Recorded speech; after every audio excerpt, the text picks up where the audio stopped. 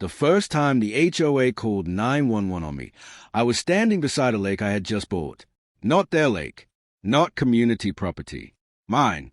I had the deed, the survey, the tax records, and a decades-old title history showing exactly how the property had changed hands.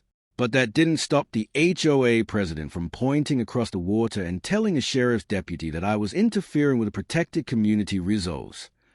The funny part? The lake hadn't been maintained by the HOA in years. I had bought the property at auction after it had sat abandoned for nearly a decade. The old mill that once operated beside it was gone. The access road was overgrown. The dock was falling apart. And the lake itself? It looked like nobody had touched it since the 1990s. I saw potential. The HOA saw an opportunity to control something they didn't own. My first clue came 3 days after closing. I was clearing brush near the shoreline when a white SUV pulled up. A woman in her 50s stepped out wearing sunglasses, a beige jacket, and the kind of expression that suggested she had already made up her mind about me. She introduced herself as the HOA president. Then she told me I wasn't allowed to modify the lake. I asked her what modification she was talking about. She pointed at a pile of fallen branches I had moved away from the water. That, she said. I actually laughed. I told her those branches were on my property. She said the lake was part of the neighborhood's drainage and recreation system. So I asked one simple question. Can you show me the document that says that? She couldn't. Instead, she told me the HOA had always treated the lake as community property. That phrase stuck with me. Always treated. Not owned, not deeded, not recorded. Treated. I went back home and pulled every document I could find. The original parcel map, the purchase agreement, the county records, the old surveys. And then I found something interesting. The lake was listed as part of the parcel I had purchased. There was no HOA easement giving them ownership. There was no recreational easement. And there was no recorded document transferring the lake to the association. So I thought the situation was over. It wasn't. 2 mornings later, I heard sirens. A sheriff's cruiser stopped at the end of my driveway. Behind it was the HOA president. She walked toward the deputy and started explaining that I was blocking public access to a waterway. The deputy looked at me, then at the lake, then back at her. He asked me if I owned the property. I handed him the deed. He read it carefully. Then he asked her if she had documentation showing the HOA owned or controlled the lake. She said she didn't have it with her. The deputy told both of us this sounded like a civil property dispute. Then he left. I thought that would finally end it.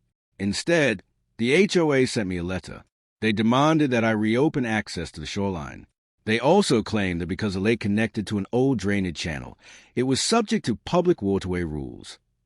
That was the moment I stopped arguing with the HOA president and started researching federal waterway law. I wasn't trying to become a lawyer. I just wanted to understand what they were claiming. And that's when I discovered something neither side had expected. Ownership of the land and regulation of certain waterways were 2 completely different questions. Federal law could affect what activities were regulated around certain waters. But regulation did not automatically mean the HOA owned my land. That distinction was everything. The HOA had apparently confused regulatory authority with property ownership. And then they made an even bigger mistake. They sent me another notice saying I needed their permission before making any changes around the lake. So I contacted the appropriate authorities and asked for clarification. I provided the property survey, the deed, the historical parcel maps, and photographs showing the condition of the lake when I purchased it. The response I received changed the entire situation. The officials weren't saying the HOA owned anything. They were interested in whether specific work around the water required permits or compliance with applicable federal and state regulations. In other words, the government had rules. The HOA didn't get to invent them. I immediately stopped any work that could potentially require authorization. I wasn't going to give anyone an excuse to claim I had violated environmental regulations. Instead, I focused on something much simpler, proving ownership. I hired a surveyor to mark the boundaries. I had the title record reviewed, and I documented every access point around the lake. Then came the HOA meeting. The president stood in front of nearly 40 homeowners and announced that I was trying to privatize a community lake. People started whispering. Somebody asked her where the HOA's ownership document was. She said it was historically understood. Another homeowner asked whether the HOA had ever paid property taxes on the lake. Silence. Someone else asked whether there was an easement. More silence. Then I stood up. I placed copies of the deed and survey on the table, and I said, I'm not asking you to believe me.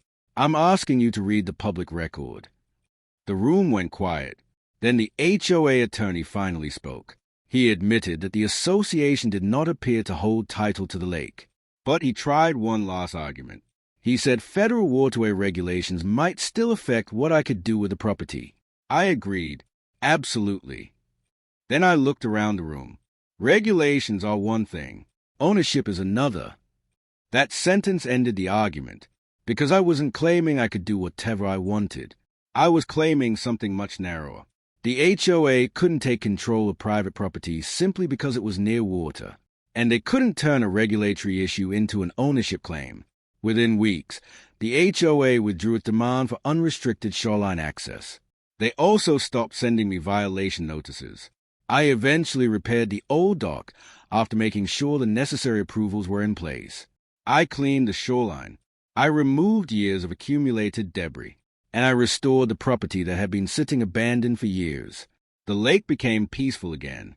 No sirens, no HOA patrols, no angry letters, just water, trees, and the sound of the wind. But I kept one thing from that first week, the 9/11 incident report.